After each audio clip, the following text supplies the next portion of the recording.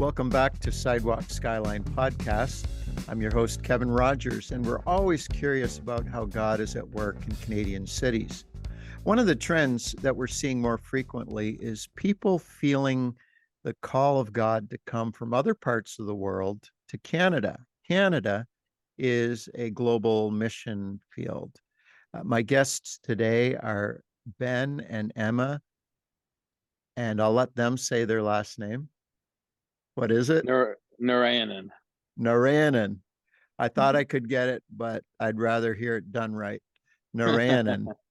And Ben and Emma came from Australia to Vancouver to plant churches in a relatively short time, including 2 years of pandemic in the last 5.5 years.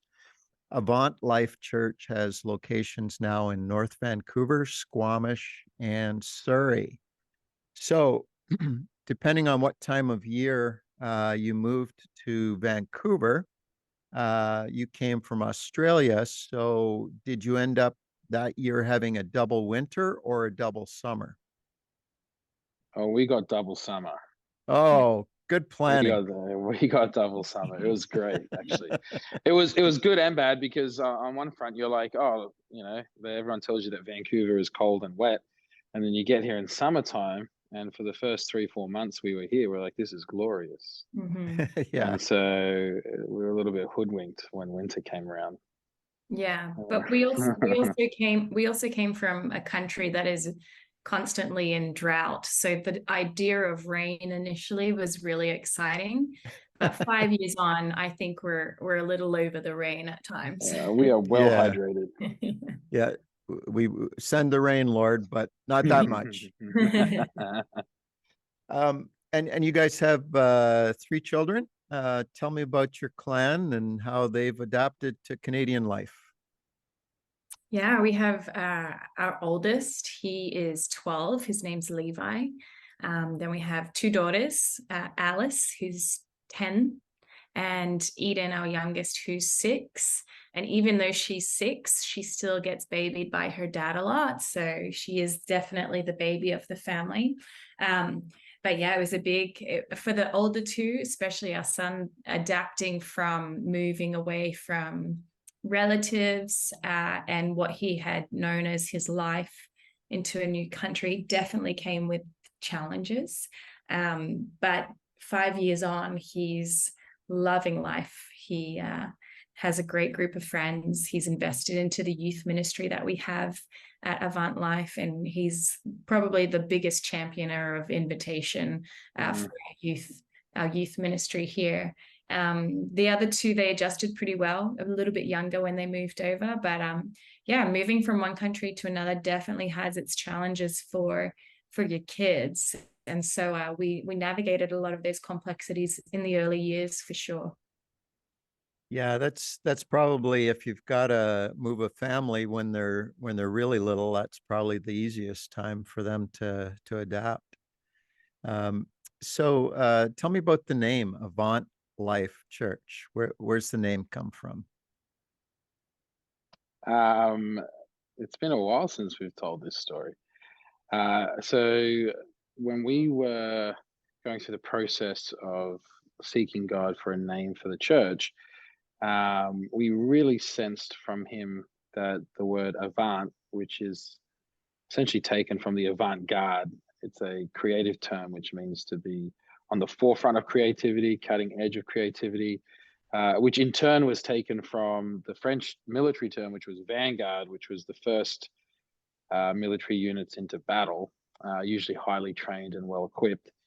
And so when we sought God and we came up with his name, we felt really good, but at the same time, we're like, that's interesting, Avant Life. And so we did attempt to go through several other names that seemed more Christian, like Chapel Life, Life Center, you know how it is, all the generic names.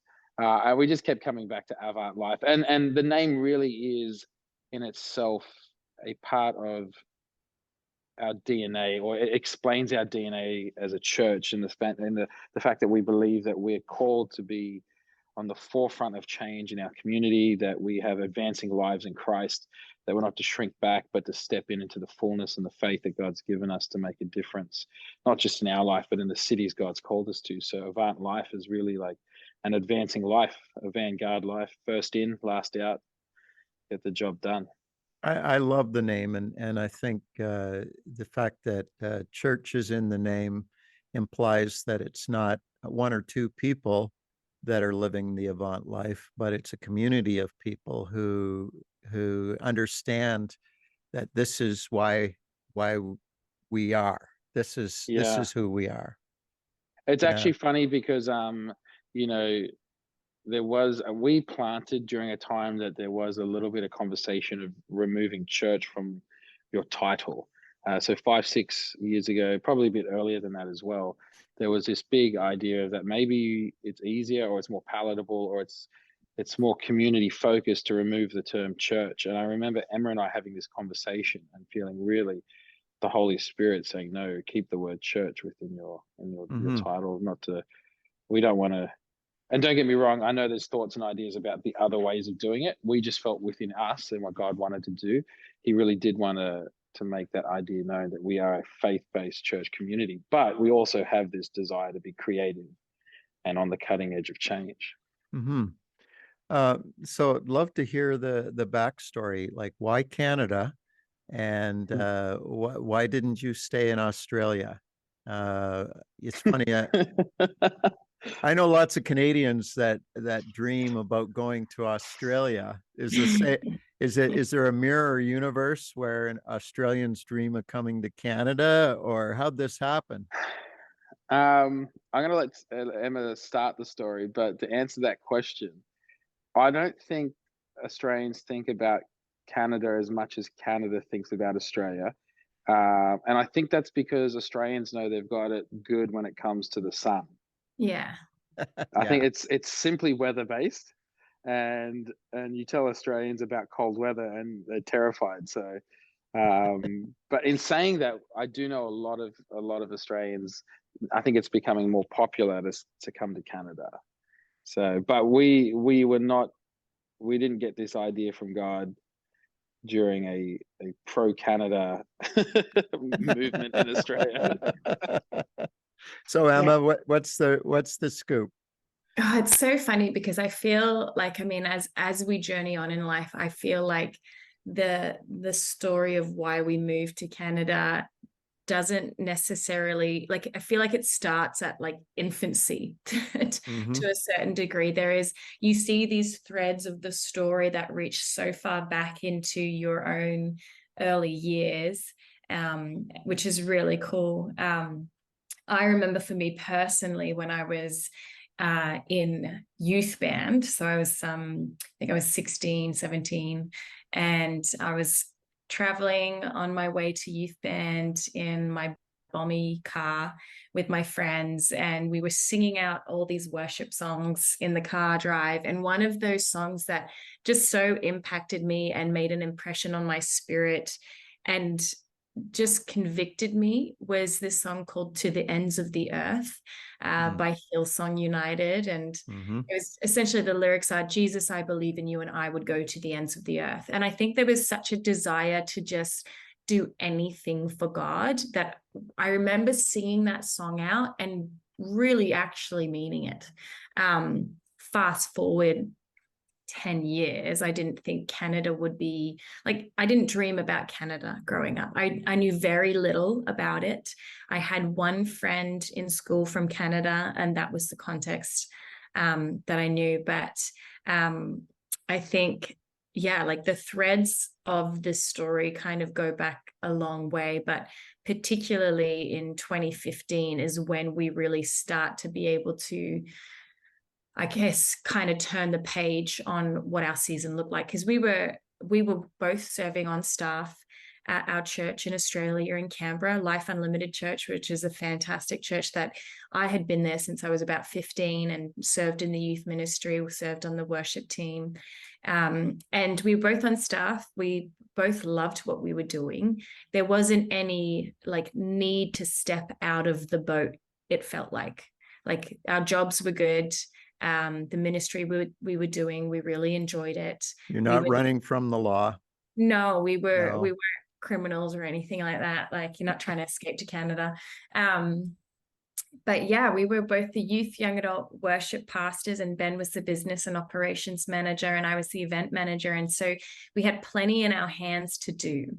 But we started getting this unsettling in our spirit, not a negative one, but just this unsettling in our spirit. And in 2015, we started to kind of see that unravel. If you want to tell that piece, babe, go for it. We're at a district conference. We call them state conferences in Australia, but it's the same deal. So all the pastors from that state, that province, come together. Once a year, we do the AGM, we do all the business meetings, and we have a guest speaker come in. We're in the AGM, so we're in the business meeting section, and we always laugh about this. It's actually my job to be in this meeting, but I find, at the time, I found them boring. Now that I'm a lead pastor, I know the importance of them, but at the time, I was like, why I hate this meeting. But Emma loves these meetings, so she's one of those people that won't go get coffee during a session. While we all know that good Christian pastors leave at least 2 out of 5 sessions to get coffee. Emma doesn't do that. And so we're both sitting there and she's making sure that I stay. And then all of a sudden, Emma gets up and leaves. And I have this really immature conversation with God, just like, why do I have to stay? Emma gets to leave. And God's response, and we always laugh about this, is like, God will often respond to conversations we're having with him by not answering what we're asking him.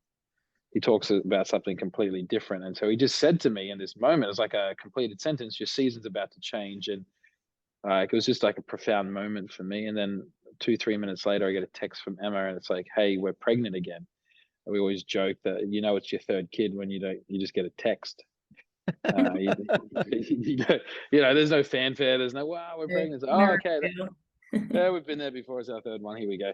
And I think for a degree of time, I was like, oh, maybe that's what God was speaking about. But the trip home was about 9 hours by car. And so we're driving. And I just asked Emma, hey, has God been talking to you about a change of season? And she said, yeah, he has. And we just felt in that moment to really begin as a family to pursue what that meant for us. And in that, 3 months later, the start of 2016, we really felt the call. And we know, we can't actually remember the exact day or moment, but we know it was in January that we really felt the call to plant a church in Canada, wherever that may be.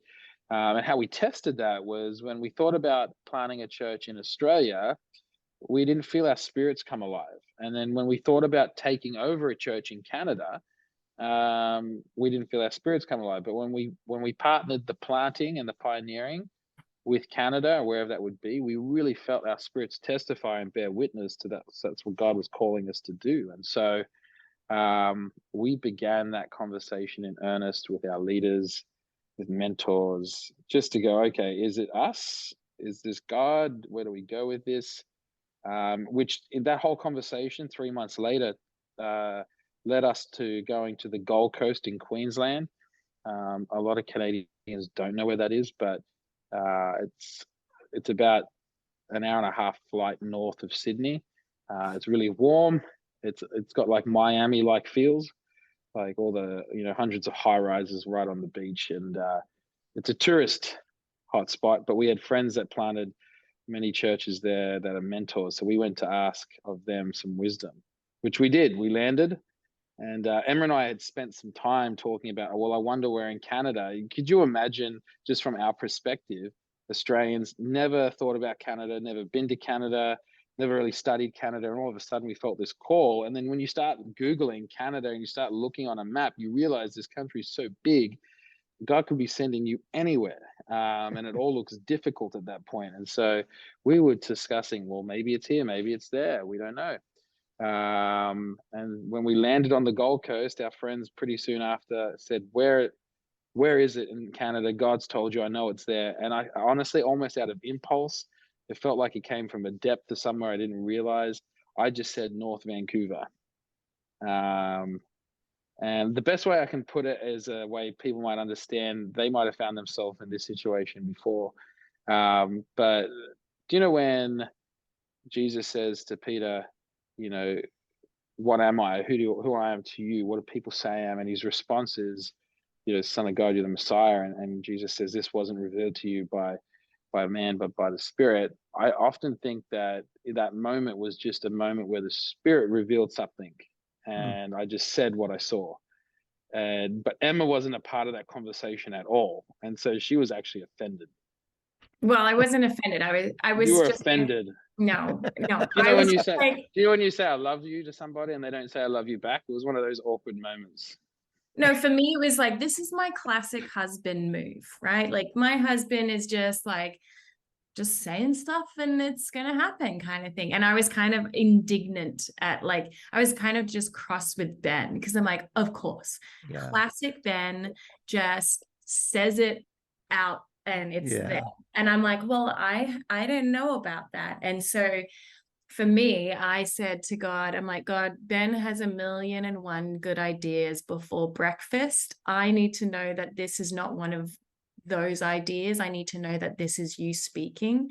And there was like there's this need for me to know because I needed to own it for myself, because whether things went good or bad, like if say something went bad and I never owned it, I'd very easily blame my husband because I'm like, yeah, but I was never really in it. And so I was like, I don't want to fall into the trap of not fully owning this decision as me saying yes to you, because whether you're a couple or not, you still have to own the mandate that God gives you. And so I took this point of frustration to the Lord. I was like, what else do you do?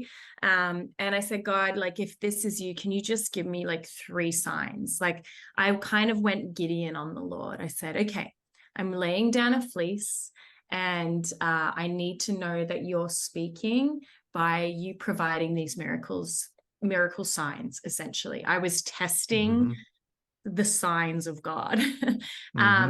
And as soon as I had kind of like laid that to the Lord, that afternoon we were heading out to meet with these mentors of ours in Surfers Paradise in Australia, which is just another beautiful beachfront location for those pondering the call of God. But we were borrowing their car. Stop it. I'm feeling the call to Australia. It is lovely. That I was borrowing we were borrowing our friend's car to get to the location for dinner. And on the drive, Ben and I are having obviously a conversation, and I'm going hard on the logistics. I'm like, well, have you thought about how much it costs to like rent a house, let alone buy a house? Have you thought about how much a gallon of milk costs? What about bread? How much? And I'm asking all these questions about like milk, bread, education, like housing. And the car that we're driving in has a Gold Coast radio station on. And while I'm asking these questions, the guy running the radio station, he goes, hey, we're going to switch gears and we're going to talk about the cost of living on the Gold Coast in Australia. So why don't you call up from where you are so we can do some comparisons? And it kind of like got my interest. I was like, that's weird. We're talking about cost of living in North Vancouver. And the first caller who calls into the station, he goes, oh, hey there, bud. And I was like, okay. And the guy says, where are you from? He's like, I'm from North Vancouver in Canada. Come on. And he goes ahead and tells me how much milk costs, how much bread costs, how much education costs, and how much rent costs. And I was just like, okay. And I quickly turned the radio station off and I was like, that was a sign. like literally that you couldn't coordinate that.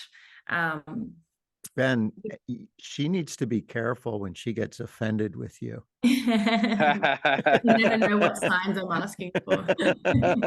I know. We always joke with the church. I'm like, Emma and I operate in different levels of faith. Emma's always ends up with like weird signs happening and God talking through radio stations. So here we go. Yeah. So what was the next sign?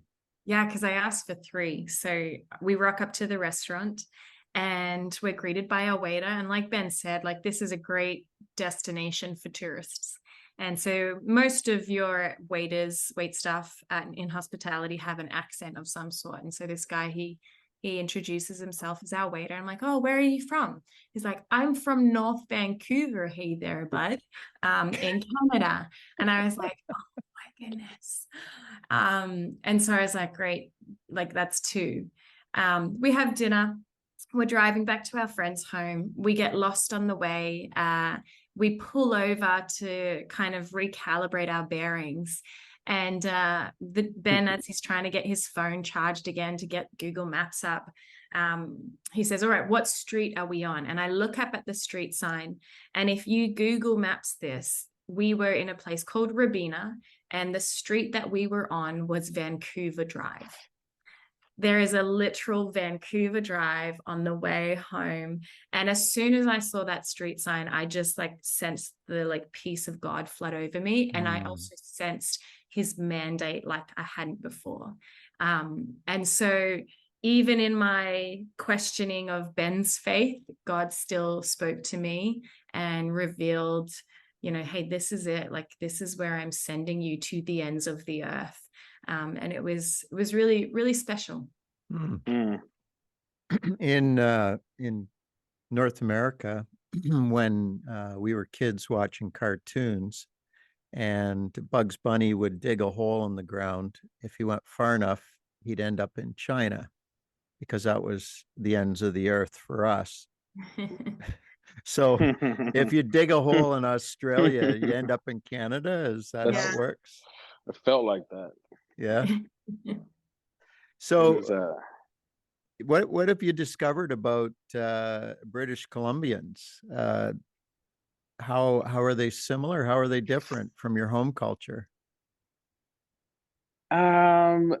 BC and where we're from in Oz, it's like same but different. We were from the capital city in Australia. This would be the most, I guess, left-leaning city in Australia, in politically speaking, and as well as socially. And so moving into BC, there's a lot of similarities on that front. But then we don't know if this is a BC thing or if it's a Canadian-wide thing. But what we learned, like the biggest difference in relation to how people behave, is in Australia, people are more likely to let you in quicker. So they'll invite you to a barbecue or a picnic, and not really know you. But probably less likely to have like a full-on deep conversation with you anytime soon, but they're happy to party with you. And in Canada, or at least BC, what we noticed was that we had a lot of pleasantries and a lot of niceties, but you had to work very hard to get into someone's sort of inner circle, or not even inner circle, just social circle of and so there'd be a lot of, hey, we should grab coffee. And for some of our guys that came with us, which we can talk about later, they would even like set up coffee times to catch up, and that person just would not show up. And so that was interesting. The dynamic here was, what we felt was, is that you've got to work a little bit harder to get into like a trust circle with people in BC. Whilst in Oz, it was almost given to you and yours to lose, if that was the case. And so that was hard, because for Australians, we were, I don't know if you've met many of us, but Australian culture per se is very open, very inclusive. And we just invite anyone over within safety to come and have a good time. That's not so much in BC, but it's not necessarily like a bad thing. It's just different, and that was we found that the hardest culture shock. Wouldn't you say? You also think, I'm like, oh, have we offended someone? Because the other side of the coin with Australians is that sarcasm is just our, like, it's the first your love language. And so, you're trying to balance, am I too much for Canadians? BC particularly, obviously Canada's so huge, but like, have we gone too far? Are we too much? And there was a lane, like we did have to actually discuss amongst ourselves and the team that we brought with us that, what are the things that God's asking us to leave behind, and what are the things he's asking us to make sure we keep? Because there's this understanding that if God has called Australians to Canada, there is a part of who we are as Australians that's needed. Yeah. But there's also things that you need to set down and leave behind, because you're also being called to become Canadian. So it's a weird dynamic, because like to some degree, Canadians want you to just be Canadian fully. But I'm like, well, from what we know of God calling us, is that God's calling us as we are, which means there are pieces of us as Australians that's important to bring to this country. But not everything. So, you know, we had to dim down some of the sarcasm at times, and probably actually just learn Canadian sarcasm. This is my rant for the podcast, Kevin. All Okay, right. Australians are very tonal with their sarcasm. So it's like you hear in how they like, oh, really? You know, it's really tonal. Yeah. Canadians are straight. So like I'll Flat. be around like Canadian pastors and they're using sarcasm, but I just think they're being mean to each other. And I'm like, oh my gosh, like that's so rude. And they're like, no, that's sarcasm. And I'm like, oh, there was no inflection in your voice. There's no facial expression. It was just like straight. So, you know, we had to learn some of that along the way, but still learning. Yeah. Still learning. Yeah. That. So tell me about like how you have a team that came from Australia with you. How in the world did that happen? Like, it's amazing enough that the two of you had the call of God to come, and that's somewhat understandable as a family. But who are these other people that came with you? They were young adults from the church that we were a part of. When we came back from the Gold Coast and we spoke with our lead pastor and the board of elders at our church about what we felt God had given us as a vision, our sending church was very supportive. Our leaders were very releasing. And a part of that process was an invitation to anyone that might feel the call to come with us. And that they would go through essentially a vetting process, and eventually with like eldership approval would be like, okay, we're happy if you want to go, and then if Pastor Ben and Emma are happy to go, then that's good. And so throughout the process, there was 12 young adults that went through that and got the tick of approval, sense from God that He was calling him, and yeah, in May of 2017, they all moved out to Canada with us. That's fantastic. So a bit of backstory to that, however, because they weren't just random young adults. These were the young adults that we've known most of them from, you know, their early teens. We were the the youth pastors, we were Yeah. internship pastors. And so there's like heavy relational and social connection there, right? And so Mm-hmm. we look back now and see that God was, without us realizing, creating a church planting team throughout our other ministries. Now, I don't necessarily think that's the model that He wants to do with everyone, but I think in relation to what we were going to attempt to do, it needed to have a very tight-knit, very close, very well-weathered team that had been through multiple character building moments together, so that when you land on the opposite side of the world and you have nothing but each other, that relationship's already been tested and been proven to be true. Right. And so we always sort of see these guys as, you know, and girls, phenomenal, right? It's one thing to hear from God as lead pastors to go, but then to hear from God to follow that vision and participate is just, in my mind, often takes greater faith. But these are our mighty men and women of the cave, right? These guys are loyal, and have been. Most of them are still with us. The one or two that are back in Oz, it's a visa that they're waiting on. Like, God's just been very faithful. Or there's one or two where the season shifted and changed, and for good reason. We transitioned them into other churches that were partnered with us, and they're serving God back in Oz. But most of them, the majority of them, plus some that came, you know, we had waves of them come. One or two after, you know, that we knew that came and did intern programs and helped continue to build the church. So in total, there's probably about 15, 16 Aussies in our church circles that we came across to really either do an intern program or help plant the church. So Well, that may explain to me why in 5.5 years you're able to have 3 different locations. I can't imagine two people having three locations, but a team of a dozen, much more doable. So was that part of the makeup of the vision, was to have multiple sites, or did you know that when you first came? We had one job, Kevin, that was to survive. We didn't give ourselves any thought beyond how are we actually going to survive. You know, the North Shore is one of the most expensive neighborhoods Oh, in all of yeah. Canada. So we didn't land in this very like affordable neighborhood. You God was good to us. He was very good. He did miracles. We've got books like notepads of miracles that he's done, both big and small, all intricately connected, that led to these moments of growth. But in one sense of the word, yes, it was what allowed us to, I think, grow quicker, because we had a core nucleus that helped carry our culture, and culture is everything.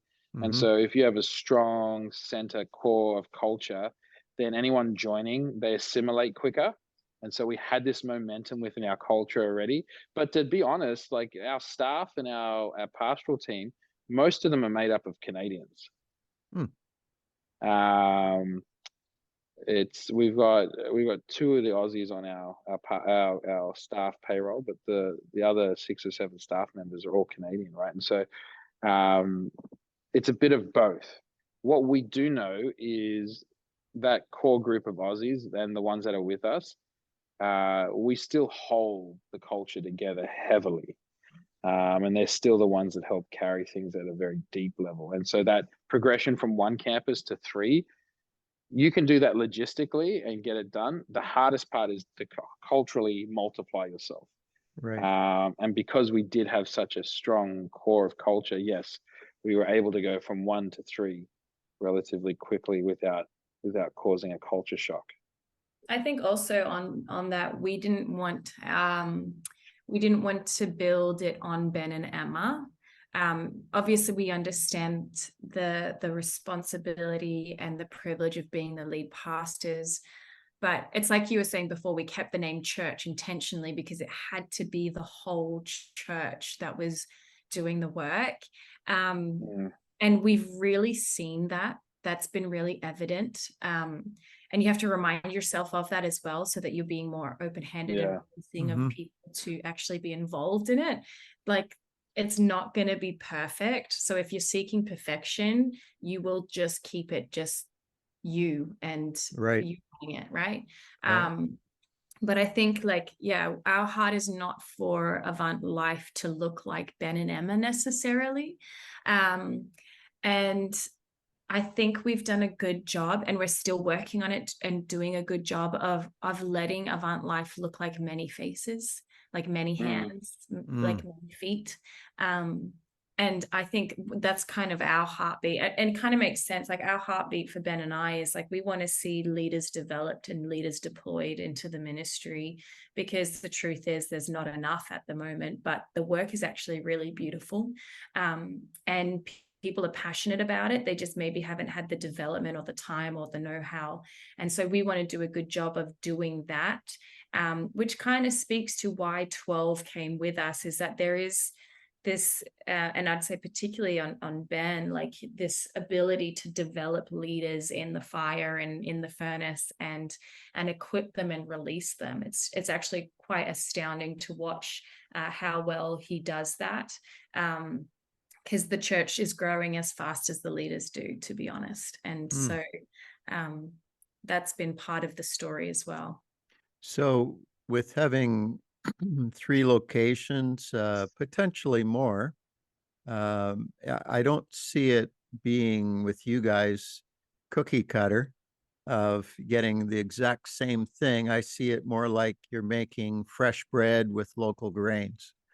So tell me about the 3 locations, and each community has its own personality, its own demographics. What are some of the differences and similarities between North Vancouver, Squamish, and Surrey in terms of Avant Life? Yeah, look, it's really interesting, because when you think about planting churches, and you think about campuses, often you have this assumption that there's relative like similarities between each city or each town or suburb that you're doing that in. We, for whatever reason, in our journey with God through this, He sent us to three very different cities, different in many ways, different in economics, different in demographics, different in population sizes and geographical situations. So, for those of you listening who don't know, like North Vancouver, the North Shore of Vancouver, is actually it is the most affluent neighborhoods in all of Canada in wealth and education. That's where we started. And you can imagine that the need there is less financial or material, but deeply emotional, deeply spiritual, and focused around marriage and family and fulfillment and purpose that money can't bring. But a lot of that stuff resides in such a deep level of people's lives. It takes a lot of work to get there.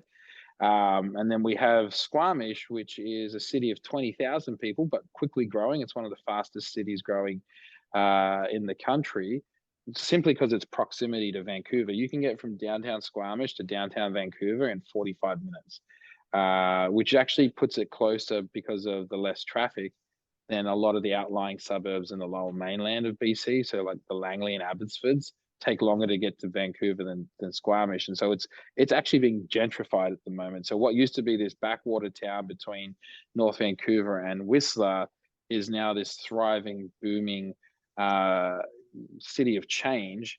But the population's small, and there's this internal battle outside of the church taking place within the city between which was a lot of people that liked the recluse life, enjoyed the smaller nature of the city, now battling this growing young family, young professional, double income, no kids mindset, these high density apartments going in. And so there's this social upheaval taking place in the city. But Squamish in itself is very laid back, very active outdoors, both during winter and summer.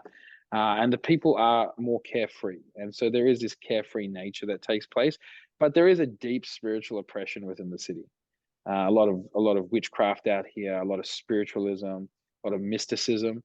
And there is a general hostility towards the church. And it's the city itself it's in Squamish territory. And so you can imagine there's a lot of anti-colonialism here. When we arrived here, there was a lot of, anti-church stuff that was associated with the concept of colonialism and residential schools. And there was a whole Reddit forum on our church that hadn't even launched yet. But even in that, God used it for people to go, wait a minute, there's something in this. We have people attend our church that read the forum that weren't Christian. Like, God uses all things. Yeah. And then we have Surrey, which is soon will be the largest city within the greater Vancouver area. It's heading towards 1 million people very quickly. It's the only city of its size in Canada that is visually not white in ethnicity. It's mostly brown and Asian, which is a crazy thought. And it really contributes to that whole idea of 51% of lower mainland people don't speak English as their first language. Surrey is the main contributor to that. So you can imagine it's quite a cultural melting pot that's taking place there, but probably more like a mosaic because it doesn't necessarily melt into anything. That's Canada for you. And so we planted a church there, which is, we've got a city of almost 1 million people of multiple ethnic and cultural backgrounds. And then you've got a city of 250,000 people in the North Shore, which is mostly very rich Caucasian money over the generation, or very rich Persian or Asian last 2 generation of immigrants. And then you got Squamish, which is a city of 20,000 people, lower income, a lot more other needs, but quickly being gentrified and changed, and there is that social upheaval. We've had to plant churches. You can't cookie cutter that.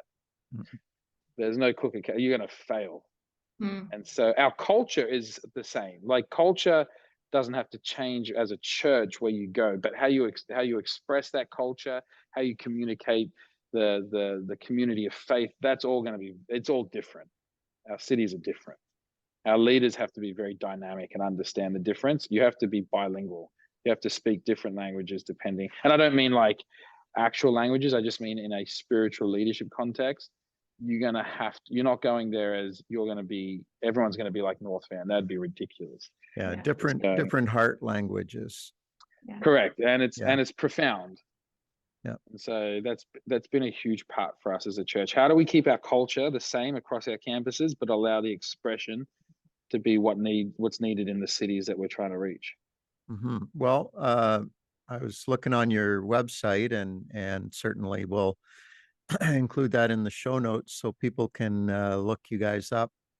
But I love what I assume is the mission statement, or it's a statement, whatever it is. Remain His, remain humble, remain helpful, remain hopeful.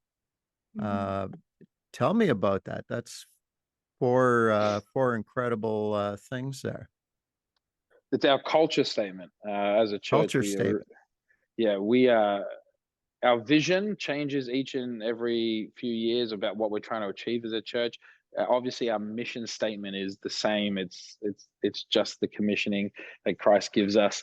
But our culture statement is what we build all our leadership and our programs upon. And essentially, when Emma and I were youth pastors many years ago now, we went to a conference and we listened to a speaker speak about the power of culture. And I walked away from that conference with a conversation with God. And I felt like he said, Ben, I want you to write a culture statement which you would live your life by.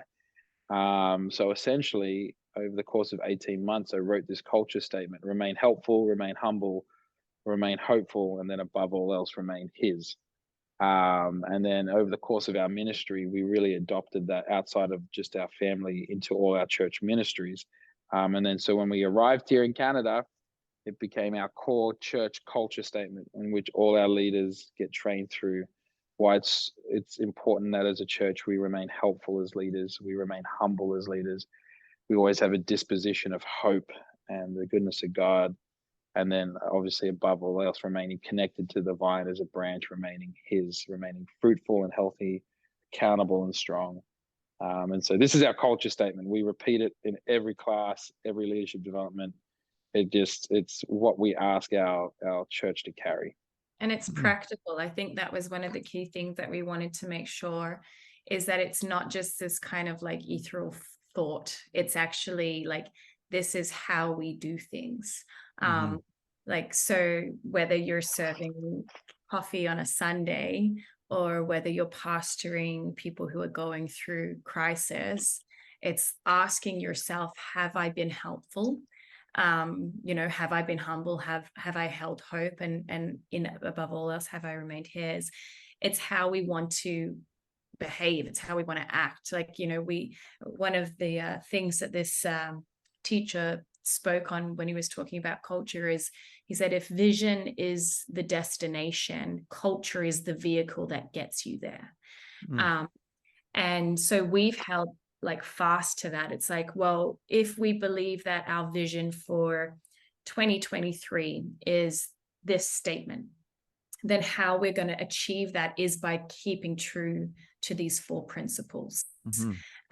And you can correct a bad attitude by reminding people of the culture. You can correct distance from the bride by reminding people of the culture. And it's funny because our leaders talk about it all the time, that they annoy people. Like, like Avant Life is always talking about culture. And I'm like, good, like go for it, because that will help actually, that will help in the multiplication of church planting for Avant Life, is if we have this understanding of how we go about the work needs to be of this mind. And it really is the mind of Christ that we're speaking of through these statement pieces. Yeah, the word remain means stay in place. Don't get away from this. Stay here. Yeah. And remain his. That's powerful. Remain humble, remain helpful, remain hopeful. Talk to me about helpful. Why remain helpful? This is like it's very rudimentary in the sense that we tell our leaders all the time, the world loves, even if they would never admit it in certain circumstances, we all love helpful things. We love helpful people. And you can have a disposition of helpfulness, one not just to others, but also to your own calling, God, if you're actually intentional about having a helpful spirit. So we talk about in a leadership context, there's two types of leaders that we encounter a lot. There's the helpful and there's the unhelpful. And we use the illustration of, hey, there's a car accident, right? Or someone's driven a car into a ditch. The unhelpful leader will come to this and they will spend their whole time trying to figure out who to blame to why this car is in the ditch. But the helpful leader will come and they will first figure out how to get the car out of the ditch. And then we'll have the conversation about how we got there in the first place. But the response is drastically different in the moment. And a helpful leader obviously understands that they need to, in all situations, begin to pursue God's outcome and carry the mind of Christ and the heart of Christ in this situation. And we use Joseph in relation to his commitment to the call of God in his life through dreams. And he remains, and it's a difficult thing to consume, but he actually remains helpful. So when he's sold into slavery after being betrayed, he actually serves his master quite helpfully. He doesn't sit there the whole time complaining that, hey, I'm actually a son that was betrayed by my brothers and I shouldn't be here. Like, he read the room, he understood, okay, I am where I am, but I serve a good God. And he remains helpful and he honors God in that situation by serving a master that shouldn't have been his in the first place. And then we see it all unravel, falsely accused. He's in prison. He remains helpful. He gives of his skills and talent in prison, even though he's asked not to be forgotten, he gets forgotten. And we talk about in the course of 13 years, he goes from being betrayed to enslaved to being accused to being lost in prison in a moment. Because of this helpfulness, we see God turn his life upside down, and he goes from being all these things to second in charge of the kingdom. And we tie that into that whole understanding of Proverbs. If you see a man that excels in his work, who's helpful in his work, will stand before kings and he'll be given great influence. And helpfulness is a powerful tool that we forget we need to discuss. Are you a helpful leader, or are you the leader that comes in and just points out all the problems and thinks that's good?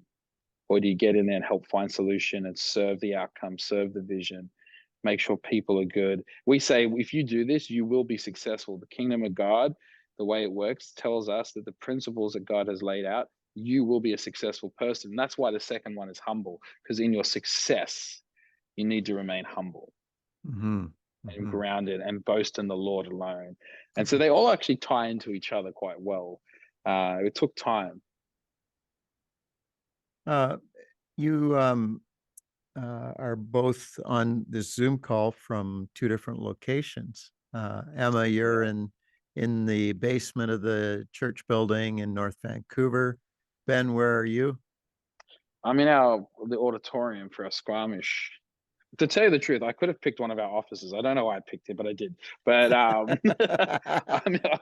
in the auditorium. I think I know why. The paint color matches your coat. Yes, that's exactly what it is. All about I'm all about fashion and aesthetics. So yeah, in the auditorium of our Squamish campus. Well, let's talk a bit about marriage and ministry. Like, how do each of you function uniquely as co-leaders in the church? Who does what? And then also maybe talk to me a bit about striking the balance so that you're not just two pastors, but you're husband and wife, a mom and a dad. Yeah, so it's funny because we've co-pastored together since we were, I don't know, 2023.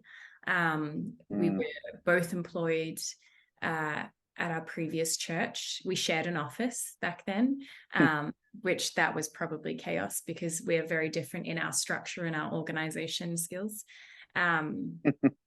But yeah, we've been co-pastoring together for a while. The co-lead pastoring is obviously as new as the church is. And when we were co-pastoring in specific ministries, we were like this. We were kind of like tied together in how we function. when you step into co-lead pastoring, you just realize the breadth of work that needs to get done, and how it requires different wirings. Certain areas require different wirings. And so over the last couple of years, we've been able to kind of rediscover how God would have us to co-lead. The way that we articulate it best is that Ben has a pioneering spirit.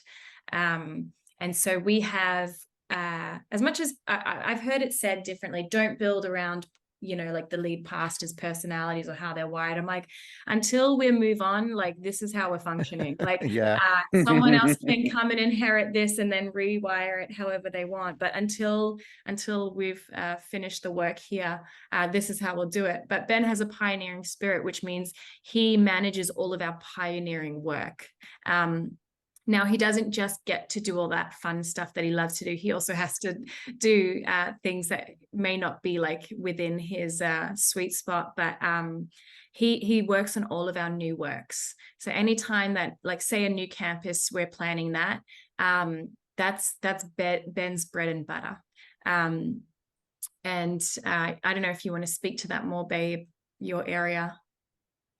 Oh yeah, I think it's pretty straightforward. Anything that we pioneer, anything's business related, or like lands on that front end of the Avant Life mindset, falls through pioneer. And we divvy up human resources like that. What we've learned is, like, there's 5% of people in our teams that can a high capacity to the level that they can sort of ride out into the horizon, find something, establish it, and then hand it over.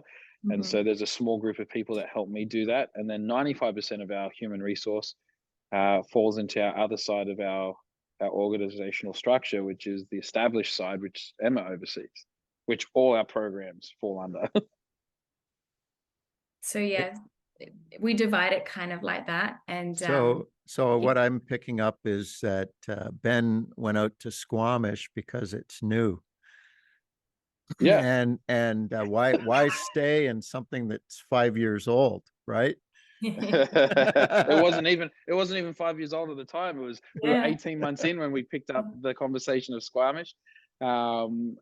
Like, honestly, like, Emma's right. Like, I still stick around and do things that have to be done, but we just don't include me in conversations. One, either I'm not gifted in, or two, I'm just not needed there. Like, Yeah. we often No. find that I cause more problems because I ask questions about things that we'll get all the answers, and I'll be like, cool. I was going nowhere with it, Kevin. I was just interested. Yeah. And that's the pioneer mindset. You're just like, give me more data, give me more information. Oh, cool. Thanks, guys. Bye. Like, Yeah. He'll try and pioneer in something that needs to be established, and vice versa. Like don't bring me into, like, I'll sit with Ben and give counsel on pioneering things, because obviously it's still a big heartbeat of our church. But when it comes to, like, how that operates, I'm best kept out of it, because I'll try and establish it before it's time.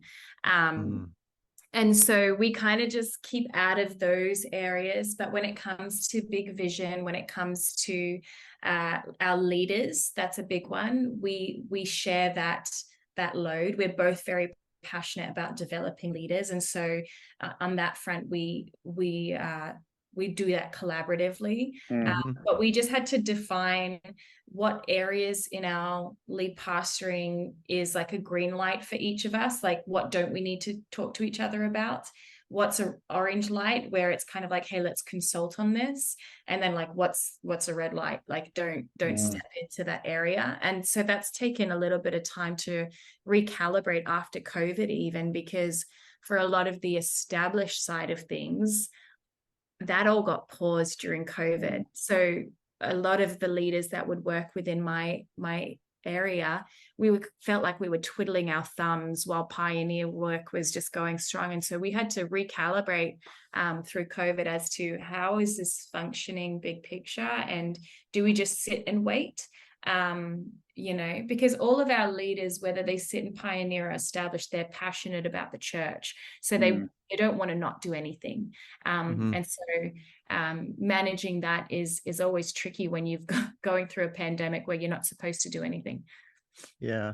Are there any particular disciplines or practices or attitudes that that you have to remind yourself to bring into the marriage?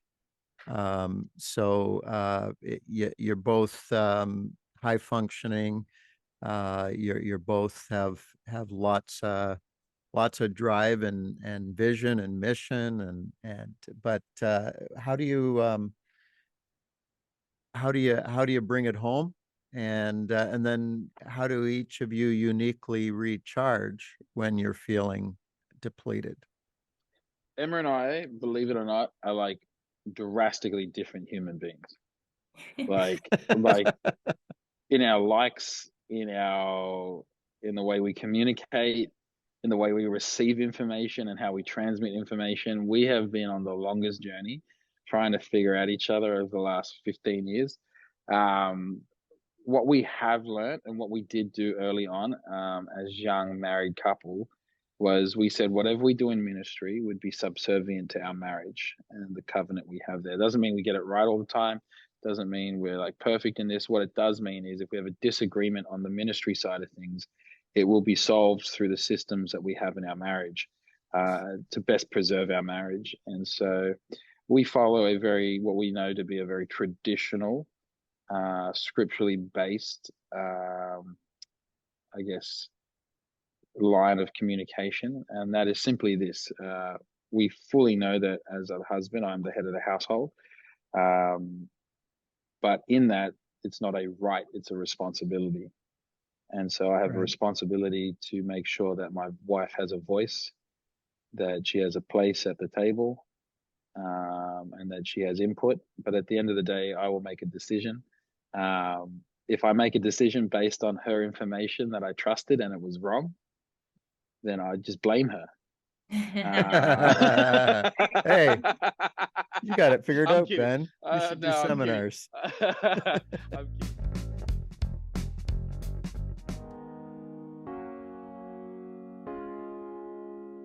Hi, my name is EJ, and I want to invite you to come to our city conference on February 25th, 2023. Our city conference is an urban ministry training event for people serving in urban ministry contexts.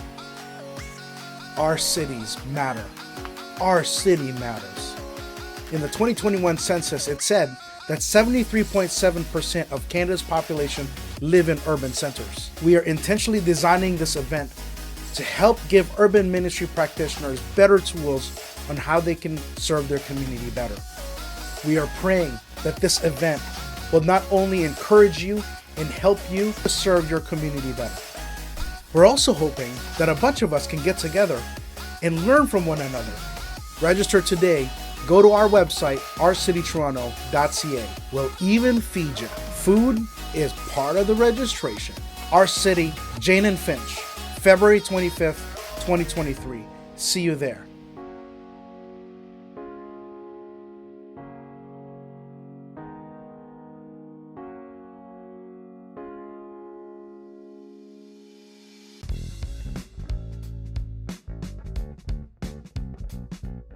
The whole understanding of responsibility is I made that decision. It was my responsibility. And in the same turn, if I decide to rely on my own information and it was wrong, it's the same thing. And we do this, and we know for us that that place can sometimes be confrontational.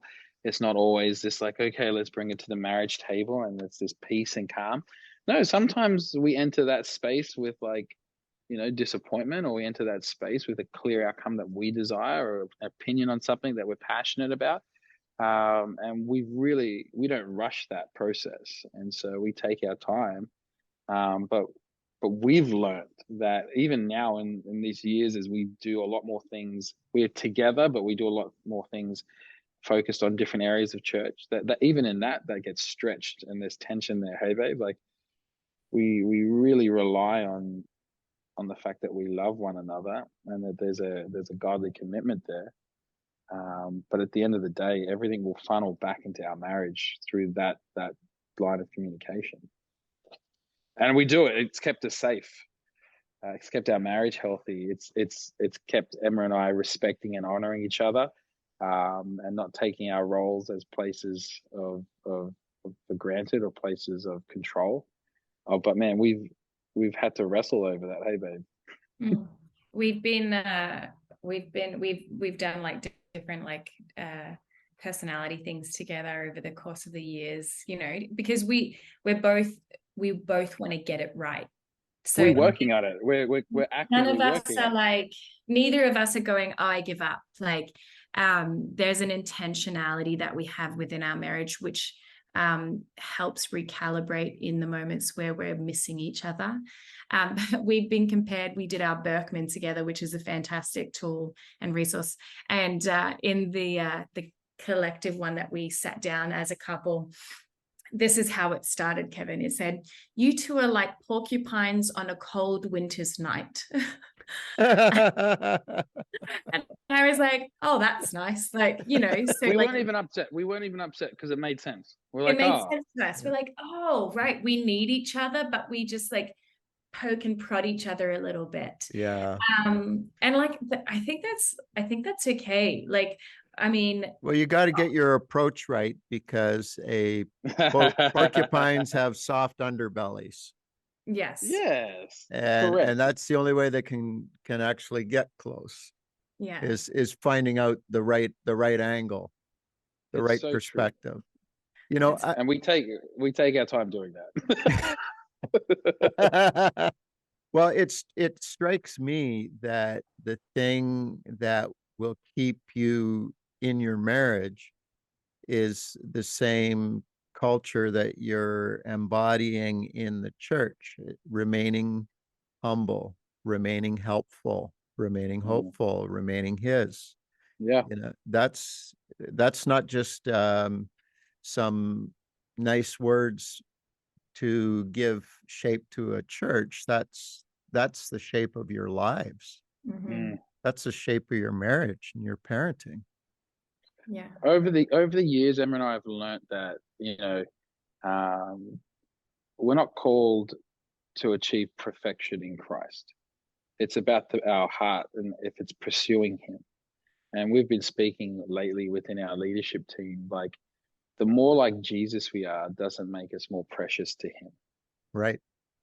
But the more like Jesus we are, it makes Him more precious to us. Mm. And I think over the years in our marriage, we've just learned to heavily pursue God, pursue Jesus in our marriage, because really He is our only hope. He unifies us in our differences. He's bound us together and brought us together. And He's the one that does the work deep within our marriage. If we just relied simply on our own strength or our own desires, I think, like many other marriages, we either been very unfulfilled over these years or just not survived. And I think a lot of Christians, you've got to understand in your marriage, it's not about perfection, it's about the pursuit. Are you guys pursuing God together? Because you're definitely not going to be perfect. But if your heart is joined in a pursuit, then there's forgiveness, then there's grace, then there's reconciliation, then there's growth, then there's fullness, right? And it's all these things He offers if your hearts are unified, yoked together, and pursuing Him. So if we're not planning churches, our marriage is not offended or upset or broken. Do you know what I mean? Like, because we're yoked together in the pursuit of Christ, whatever that looks like, through mistake and through success. Mm.